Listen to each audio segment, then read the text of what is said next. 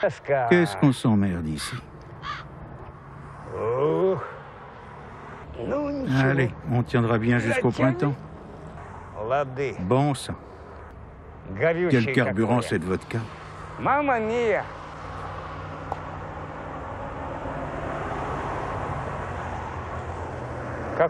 Pourquoi ils ont foutu ça ici, putain?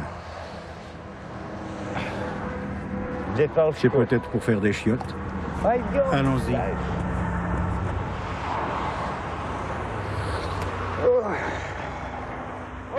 Ce jour-là, Kostya, un de nos protagonistes, fêtait son anniversaire.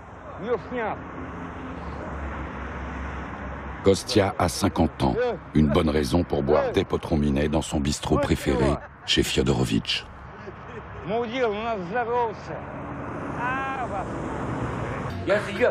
Je bois à ta santé. Fous-moi la paix. À ta santé. Je te souhaite plein de bonnes choses. Je te souhaite que du bonheur. Tu vas me lâcher, putain. Pour quelqu'un qui boit comme un Russe, 50 ans est un âge à marquer d'une pierre blanche. L'espérance de vie des hommes russes est inférieure de 15 à 17 ans à la moyenne de l'Europe occidentale. Tout ça parce qu'ils font honneur au produit national numéro 1, la vodka.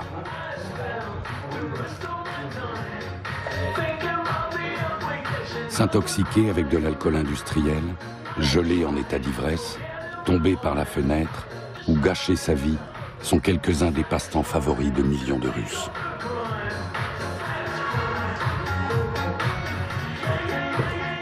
Jusqu'à 5 heures de l'après-midi, Kostya et son meilleur ami Sacha, surnommé la douane, ont vidé 4 bouteilles de vodka. Sacha tenait encore sur ses jambes lorsqu'il a reconduit Kostya chez lui, dans le village. Mais le lendemain, adieu Sacha. Après avoir réchauffé sa gueule de bois matinale, il est passé sous les roues d'une voiture. Je te ramène chez toi, putain. Sacha avait 41 ans. Il n'avait ni femme ni enfant. Son père, sa mère et ses frères de beuverie l'accompagnent à sa dernière demeure au sortir de chez Fyodorovitch.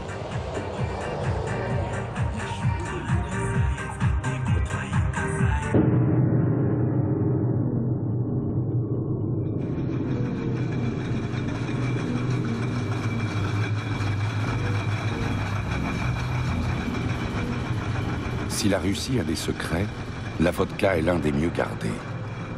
Cet alcool bon marché, simple à produire, est certes fabriqué dans plusieurs autres pays. Mais il n'y a qu'en Russie que la vodka est devenue à la fois symbole et mythe national, moteur de l'économie et de la politique, et instrument de pouvoir. La vodka est le ressort invisible des bouleversements les plus importants de l'histoire de la Russie.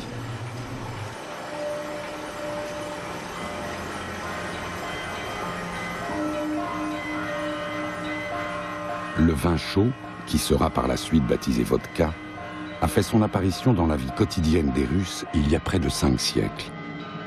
Sa production se concentre alors dans la principauté de Moscou, la première à avoir perçu l'importance stratégique de ce nouvel alcool. Ce qui est sans doute à l'origine de la vieille rivalité entre les provinces russes. Grâce aux recettes provenant de ces distilleries, la Moscovie prend de l'ascendant sur les autres principautés et unifie la Russie sous son autorité.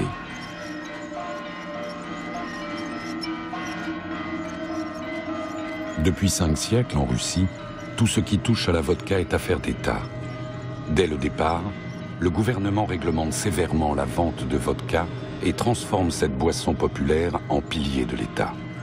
Au cours des 4 derniers siècles, les bénéfices du monopole de l'alcool ont constitué jusqu'à 40% du budget national.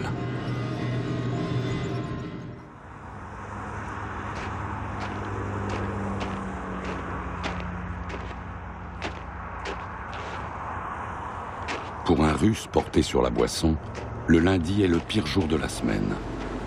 D'un côté, la tête en plomb ne rêve que de continuer à faire la fête. De l'autre, les poches vides rappellent à des considérations plus matérialistes. Kostya travaille au bistrot chez Fyodorovitch, situé à mi-chemin entre Moscou et Ryazan.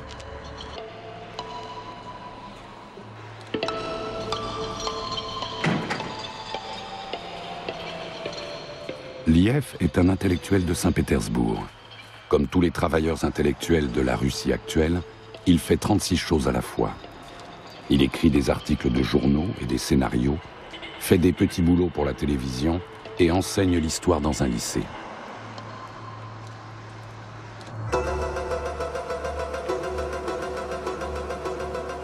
Rostislav est PDG d'une grande entreprise de production d'électricité. Tous les matins, il se rend dans un centre d'affaires de Moscou et rentre tard chez lui. Seule distraction dans cette vie bien réglée, les voyages d'affaires et les sorties entre amis.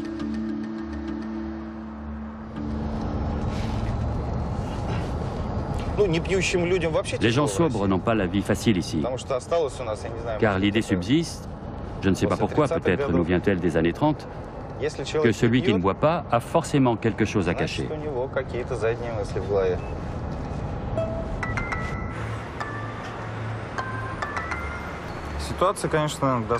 La situation a beaucoup changé, bien sûr, ne serait-ce que par rapport à la fin des années 80 ou au début des années 90. À cette époque, négocier consistait avant tout à boire avec son partenaire commercial. Cela assurait au moins pour moitié une conclusion favorable de l'affaire. Aujourd'hui, ça n'a plus la même place. Ce n'est plus un facteur décisif. Mais en province, on considère toujours que si on n'a pas bu, on n'a rien fait de bon.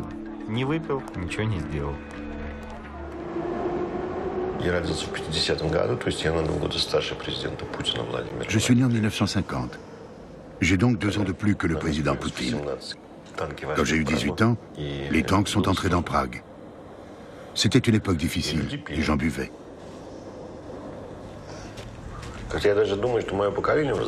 Ma génération a réussi à se convaincre qu'en Russie, ou plutôt en URSS, on pouvait boire et être quelqu'un d'irréprochable. On a bu du vin tant qu'il y en avait. Ensuite, on est passé à la vodka, ce qui était en partie un geste politique. La vodka était considérée comme la boisson du prolétariat.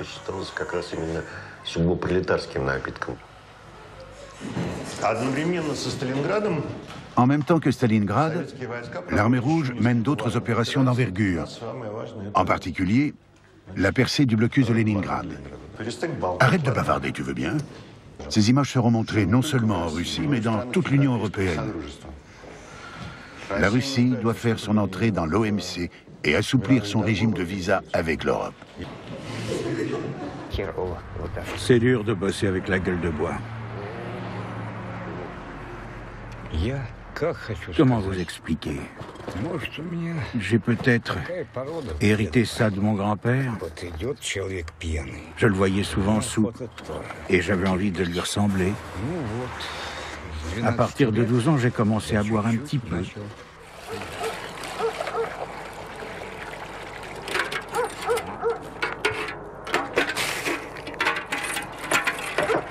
On se saoulait à mort. On sent un état de bien-être dans tout le corps. On se détend complètement. On devient tout mou. Dommage qu'il n'y ait pas de neige. Quand il y en a, ça fait un verre de plus.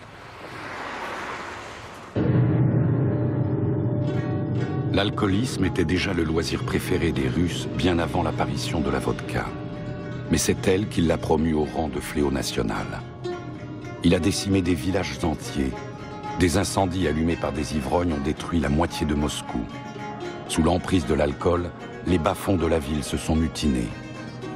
Conscient que la violence éthylique échappe à son contrôle, l'État tente régulièrement, mais sans conviction et toujours sans succès, de réprimer l'ivresse publique.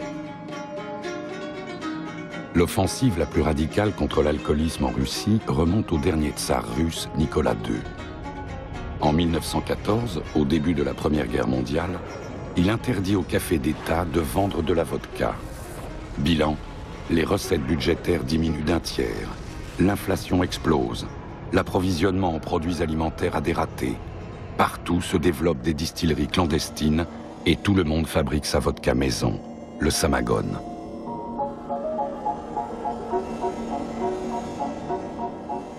Trois ans après le début de la prohibition, c'est la fin de l'Empire russe. L'attaque du palais d'hiver, qui marque l'avènement du bolchevisme, est ainsi motivée, entre autres, par les rumeurs selon lesquelles ces caves regorgent de spiritueux.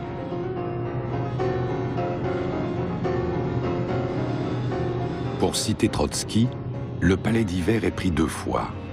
Une première fois par les travailleurs et les marins pour faire la révolution, une seconde fois par une masse d'assoiffés qui assaillent les sentinelles pour piller les réserves d'alcool du tsar.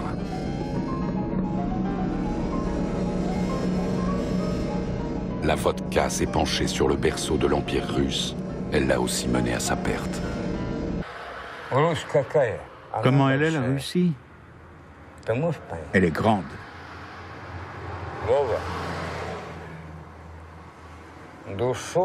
Tu comprends ça? Tu n'arriveras jamais à saisir l'homme russe dans sa totalité. Rappelle-toi bien ça. Jamais. La Russie a bu, la Russie boit, la Russie boira. Peu importe les générations. Souviens-toi bien de ça.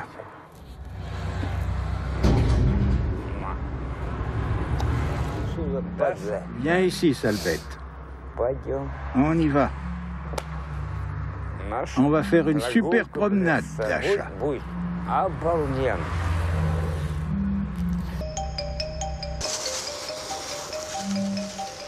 Tu n'as que des cornichons? J'ai aussi du poisson séché. Voilà.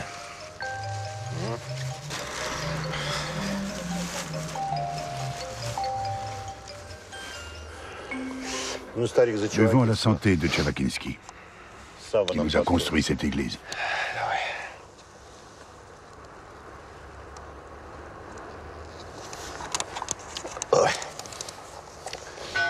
On ne videra pas la bouteille de vodka. On ne va pas se saouler dans la rue. Il en reste pas mal. Gardons-la pour plus tard.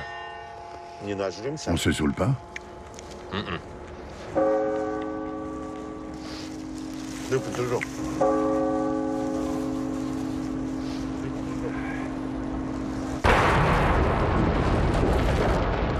L'un des premiers décrets du régime soviétique consiste à interdire le commerce de la vodka.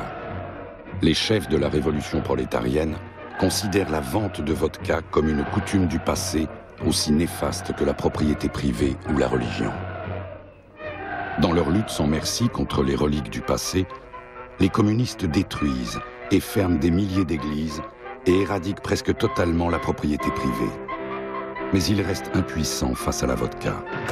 Malgré la prohibition de l'alcool qui demeure officiellement en vigueur jusqu'à la fin de la guerre civile en 1922, travailleurs et paysans ne connaîtront jamais la sobriété, y compris durant les années de famine du communisme de guerre.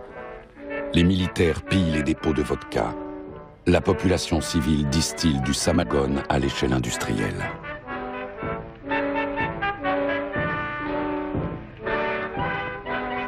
Les bolcheviks intransigeants sont bientôt contraints de faire marche arrière. En 1922, le gouvernement légalise la vente de vin et de cognac. Un an plus tard, toutes les liqueurs et les alcools de fruits titrant jusqu'à 30 degrés sont autorisés. En 1925, apparaît la Rikovka, une célèbre vodka à 40 degrés que le peuple a baptisée d'après un ancien Premier ministre, Alexei Rykov. La Rikovka est vendue au prix très abordable d'1 rouble la bouteille de 50 centilitres. En 1928, la vodka redevient la principale source de revenus de l'État, mais cette fois au service de l'industrialisation socialiste.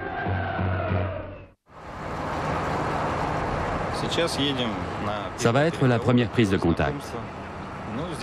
Dans ce cas-là, il est tout à fait normal d'offrir une bouteille de vodka, de cognac ou de whisky. On l'offre en disant « Voici un cadeau de notre société ». Et c'est tout. Il ne m'est arrivé qu'une fois dans toute ma carrière de me l'avoir refusé catégoriquement.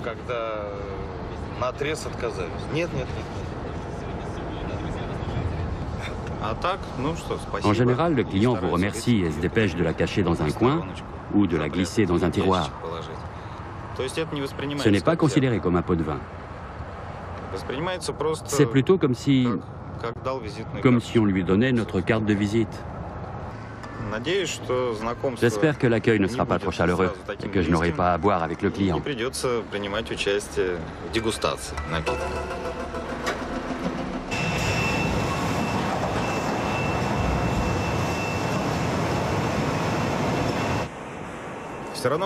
Il y a toujours des situations où l'on est obligé de boire, bien sûr. Je ne sais pas pourquoi, mais il existe en Russie des critères relationnels qui font que si on boit avec quelqu'un, on est tout de suite plus proche et qu'il est plus facile de traiter avec cette personne. La logique est très simple. On veut toujours savoir si le contractant ne mijote pas un mauvais coup.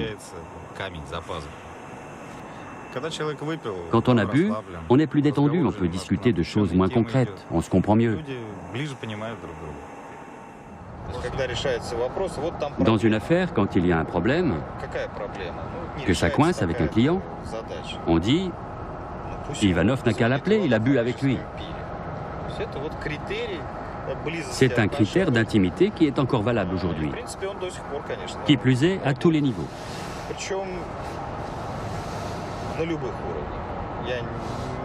Je ne sais pas si beaucoup peuvent se vanter d'avoir bu avec le chef du gouvernement ou le président. Mais il y en a sûrement qui l'ont fait. Et à eux aussi, ça doit leur faciliter la tâche. Le régime soviétique lance sa première campagne contre l'alcoolisme en 1928. Partout, des ligues de sobriété voient le jour. Les enfants eux-mêmes sont enrôlés dans la guerre contre la vodka. Mais la chute de la consommation d'alcool se traduit par l'effondrement des recettes de l'État et la lutte contre l'ivresse est abandonnée. Le gouvernement dissout le conseil œcuménique des ligues anti-alcooliques et ferme la revue Sobriété et Culture. Jusqu'en 1936, la production de spiritueux augmente de plus du double par rapport à 1913. Dans les 160 distilleries reconstruites, travaillent vaillamment 15 000 ouvriers stakhanovistes.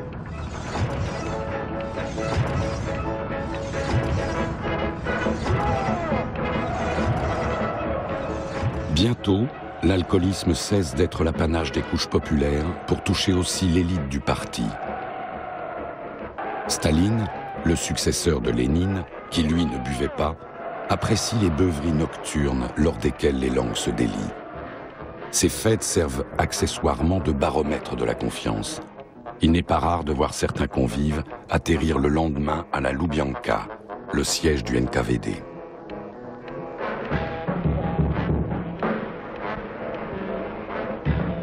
Mais c'est pendant la Seconde Guerre mondiale que la vodka reçoit la bénédiction officielle. Fort de la malheureuse expérience du régime tsariste, Staline n'interdit pas l'alcool après la mobilisation générale. Au contraire, les soldats ont même droit à une ration d'alcool, 100 grammes de vodka par jour.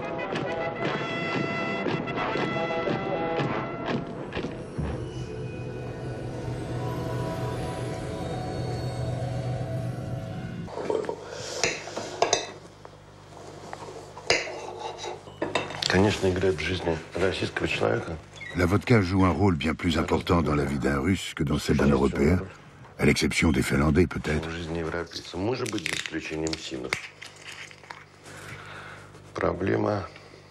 Le problème réside dans la continentalité du climat et de la société. C'est un monde dur, sans nuance. Les gens se méfient les uns des autres. Quand on rencontre un inconnu, on s'attend toujours au pire.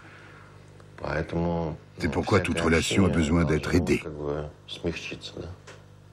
Pour que puisse s'établir un dialogue, il faut absolument quelque chose qui permette de briser ces réticences.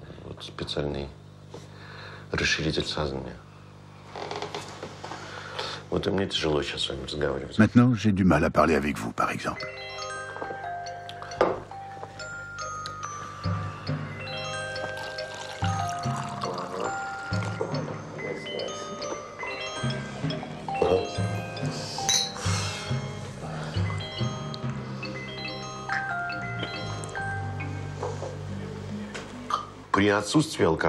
Quand il n'a pas d'alcool, le pouvoir l'a très bien compris. L'homme russe voit soudain les choses sous leur vrai jour.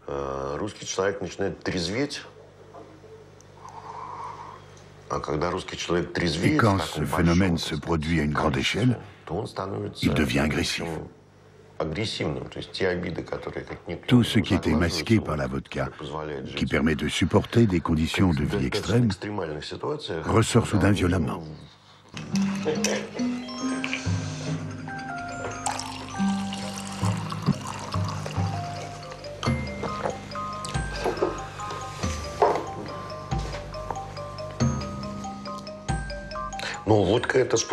La vodka est un instrument de pouvoir, bien sûr.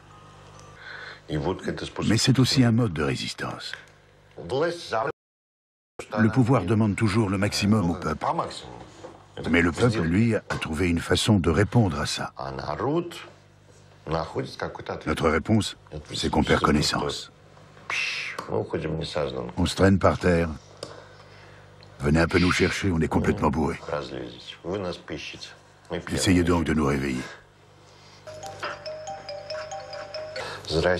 À la Russie.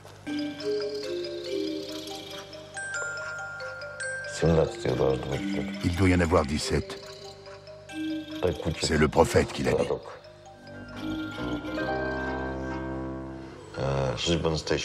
On tient mieux l'alcool que les Allemands. Pour nous, 3 verres, c'est rien. Ce qui est bon pour un Russe est mortel pour un Allemand.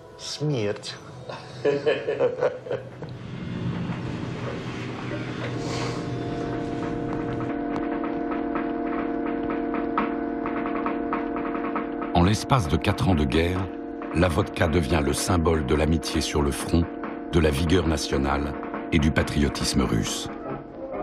Tandis que dans le cinéma d'avant-guerre, la vodka n'est consommée que par des personnages antipathiques ou grotesques, elle devient, après la guerre, l'attribut de l'authentique héros. Dans le film de Sergueï Bondartchouk, Le destin d'un homme, le protagoniste, Andrei Sokolov, avale 3 verres de vodka d'affilée pour démontrer aux fascistes la grandeur de l'âme russe.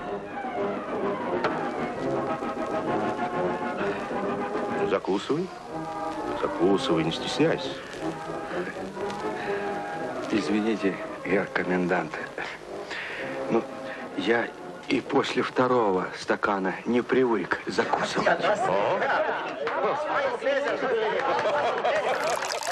Depuis, la valeur symbolique du célèbre liquide transparent est incommensurable.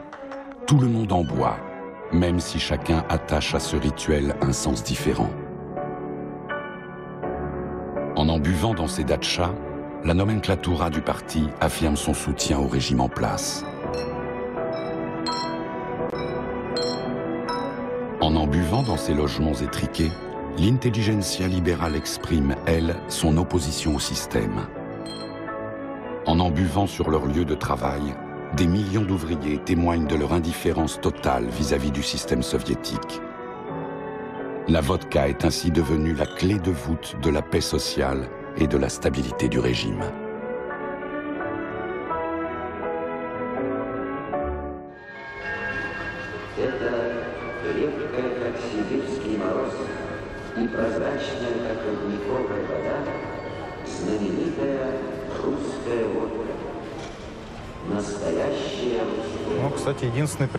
Voici l'unique représentante de la boisson d'antan, la vodka Stolichnaya. Elle représente la nostalgie de l'URSS. Vous en avez bu beaucoup? Oui, bien sûr.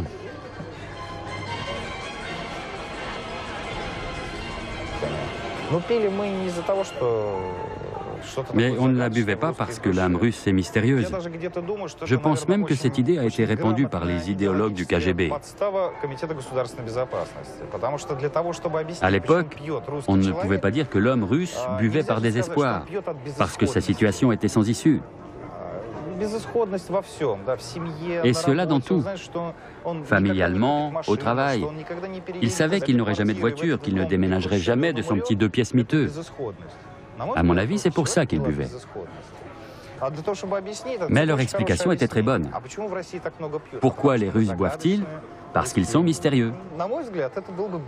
Je ne serais pas étonné que ce soit une brillante trouvaille de la section idéologique du KGB, que ce soit l'un des leurs qui ait inventé ça.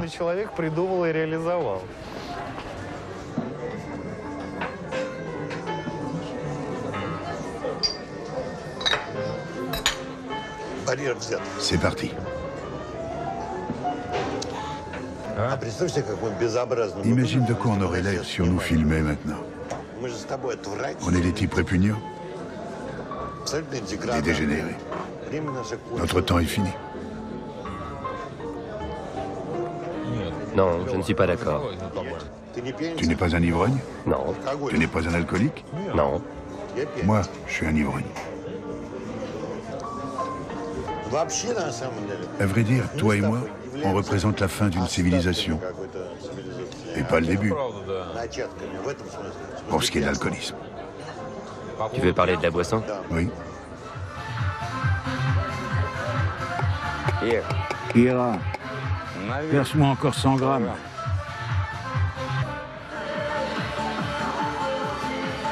Serre-moi donc.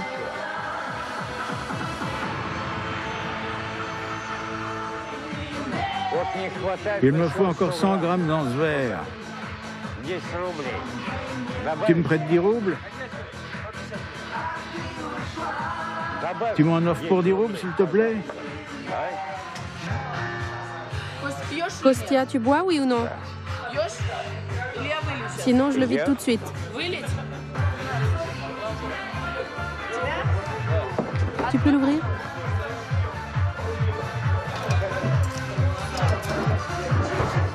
Encore 150 grammes.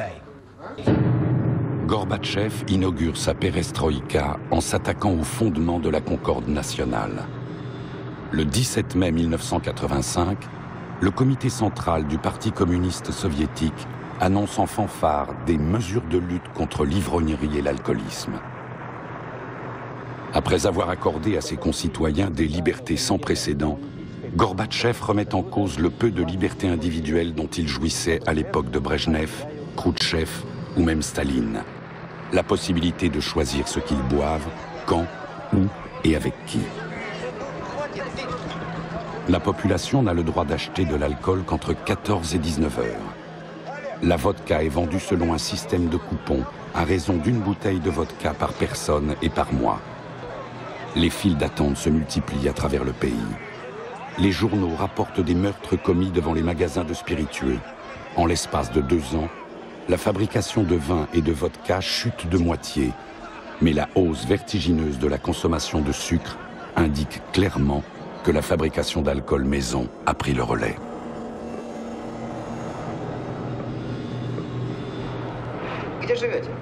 On consomme les liquides alcoolisés les plus improbables. Eau de Cologne, lotion après rasage, nettoyant pour vitres, lac, acétone et même liquide de frein. Les plus ingénieux parviennent à fabriquer de l'alcool à partir de la colle et du cirage. De quoi faire sérieusement baisser la cote de popularité de Gorbatchev et de sa perestroïka, bien avant l'apparition de la crise économique et la montée des nationalismes. Le secrétaire général du Parti communiste est surnommé le secrétaire minéral. Pour avoir osé toucher à la vodka, le parti se retrouve dans l'incapacité de mener à bien ses réformes. En 1991, c'est la dislocation de l'Union soviétique. Le président Boris Yeltsin, alcoolique notoire, devient l'homme fort de l'État.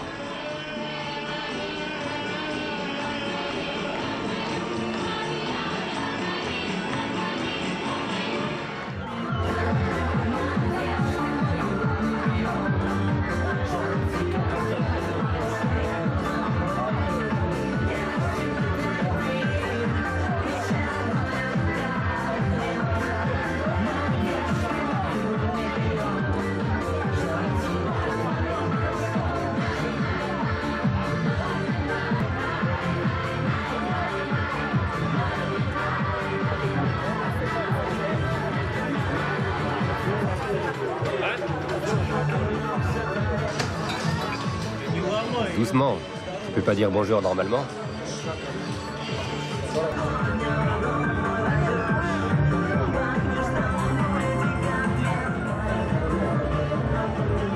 Je me lève à 9 h, putain.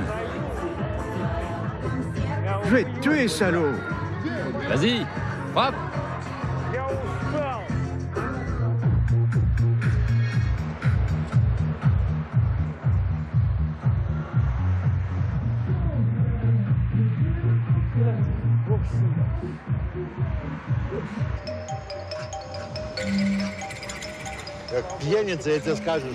En tant qu'ivrogne, je peux te dire que la vodka, c'est de la merde.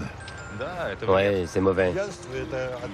L'ivrognerie est une coutume répugnante qui permet d'échapper à la routine du quotidien, de s'en abstraire et de se détendre un peu. Et d'avoir des discussions sur l'art ou d'autres sujets.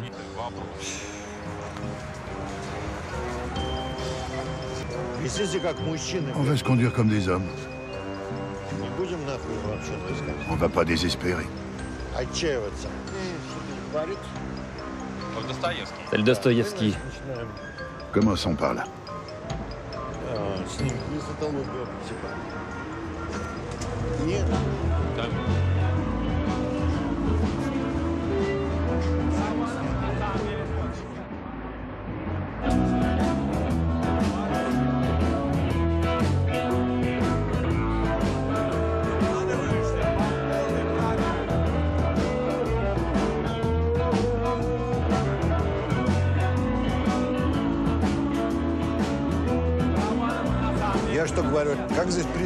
Regardez comme tout est beau ici.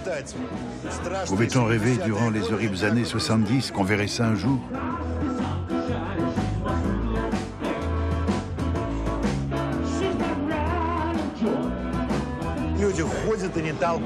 Les gens se respectent. Il n'y a pas de bagarre. Ils sont propres. On voit qu'ils se sont lavés les cheveux, qu'ils se douchent tous les jours. C'est la classe moyenne, la nouvelle bourgeoisie. Vous avez devant vous la Russie de Poutine. Ici? Oui.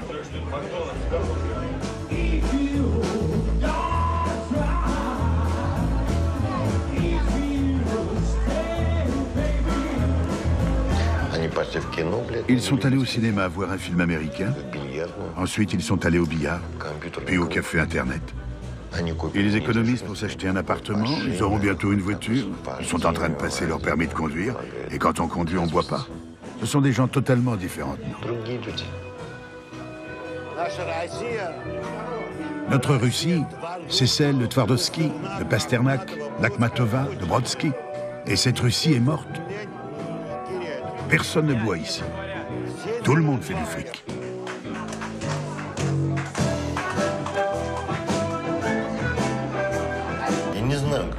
Je n'arrive pas à parler avec la génération de mon fils.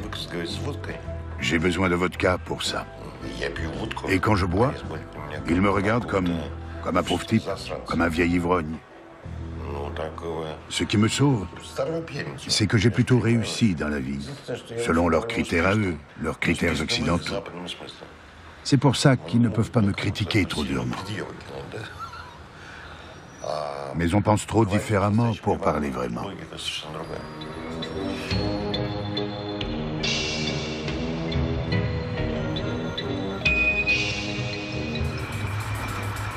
Une des premières réformes de transition vers l'économie de marché du début des années 1990 est l'abrogation du monopole de la vodka.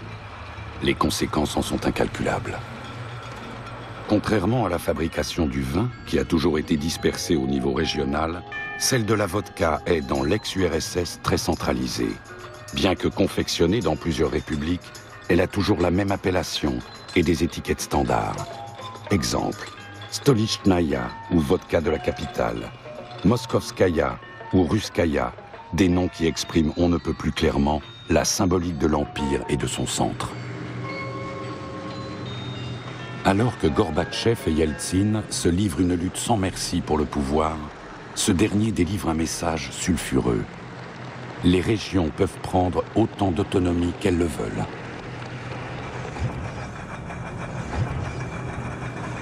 L'apparition d'alcools régionaux est le reflet très net de la rivalité économique croissante entre le centre et les régions. mais le signe vivant de l'affaiblissement du pouvoir central est l'arrivée sur le marché d'une quantité phénoménale de vodka trafiquée.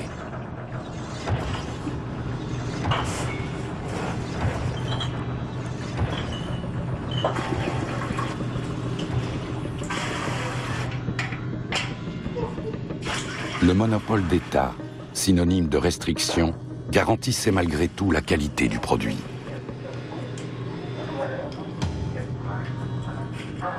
Une fois libéralisé, le marché de l'alcool est aussitôt accaparé par le milieu du crime organisé et inondé de marques de vodka d'origine inconnue, souvent dénaturées et conditionnées dans des bouteilles portant une étiquette d'usine. Depuis, acheter de la vodka revient un peu à jouer à la roulette russe. Chaque bouteille, y compris celle qui porte la mention vodka, est potentiellement toxique.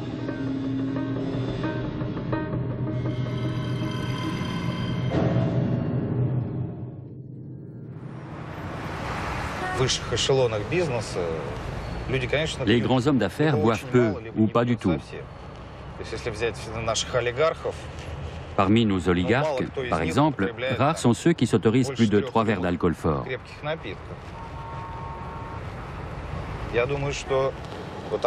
À mon avis, ce sont eux qui forment le gros de la clientèle des psychanalystes russes. Les autres règlent ça de façon plus simple et moins coûteuse, entre amis. Non pas que les Russes n'aient pas besoin d'analyse, mais nous la faisons nous-mêmes.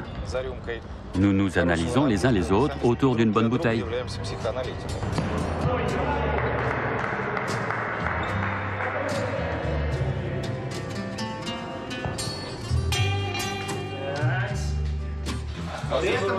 Je tiens à dire qu'aujourd'hui, personne n'a de voiture.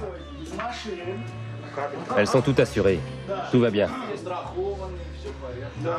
On ne prend jamais le volant quand on a bu. 3 verres de vodka, c'est rien. C'est comme un verre de vin.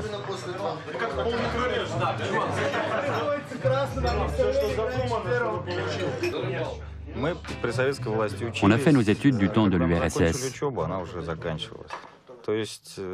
Mais au moment où on les terminait, le régime agonisait. On n'a pas connu la désespérance soviétique. On n'en a pas eu le temps. Et dans ce sens, je pense qu'on a eu beaucoup de chance. Pour cette raison ou pour d'autres, on n'a jamais ressenti la nécessité de se saouler, dans le sens russe du terme, jusqu'à tomber, jusqu'à se déconnecter totalement de la réalité.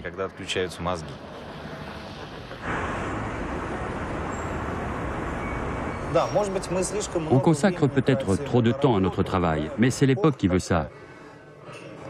On engrange un capital. On veut avant tout épargner pour nous et notre famille, et si on a de la chance, pour nos enfants. Et quand on gagne de l'argent, on n'a pas le temps de boire. Ça ne rapporte rien. On a tendance à tout regarder sous l'angle du profit, à l'exception bien sûr de certains sentiments comme l'amitié ou l'amour, qui sont des choses à part. Mais pour le reste, on fait des affaires. On cherche donc à obtenir le plus grand profit pour nous, pour notre entreprise. Et ça, ce n'est pas profitable aujourd'hui. Et si ce n'est pas profitable, ça ne nous intéresse pas. On est habitué à faire des affaires et dans chaque chose, on veut trouver un plus. Boire n'apporte rien en plus.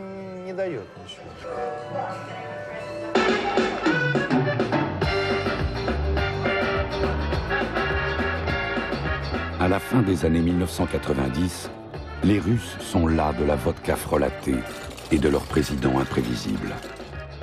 L'alcoolisme de Boris Yeltsin, qui, au début de son mandat, rimait avec une certaine convivialité envers le peuple, est une source croissante de mécontentement général.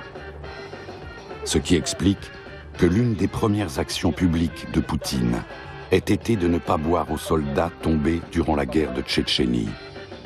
Après son discours, il pose d'un geste décidé le verre sur la table en déclarant «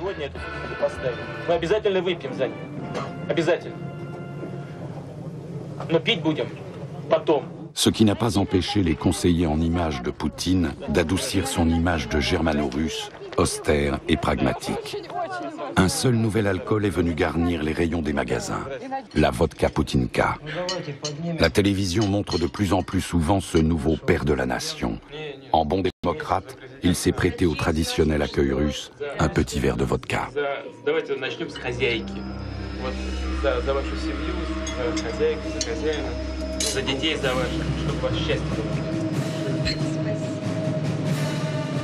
Si d'aventure, l'âme russe, si mystérieuse, décidait de devenir sobre, elle ne se distinguerait peut-être plus autant de l'âme française ou allemande. Mais la vodka a encore de beaux jours devant elle. Malgré son nouveau vernis européen, le régime n'oublie pas le levier éprouvé de la gestion sociale.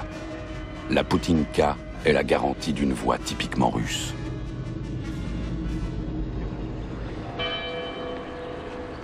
En Russie, les défunts sont honorés 3 fois, le 3e, le 9e et le 40e jour après leur mort.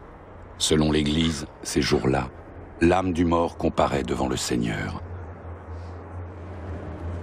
Le 9e jour après la mort de Sacha, dit la douane, ses amis se rendent au cimetière pour boire à la santé de son âme sur sa tombe fraîchement creusée.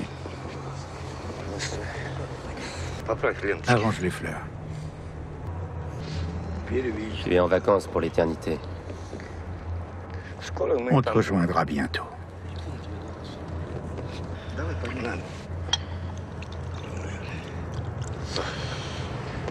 Eh bien, Sacha, l'ami. 100 grammes, comme d'habitude. Ouais.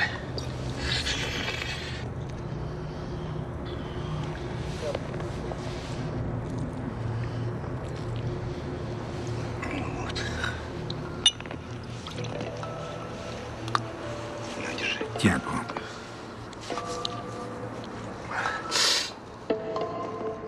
Alexandre Mikhailovitch, que la terre te soit douce. On sera bientôt tout près de toi.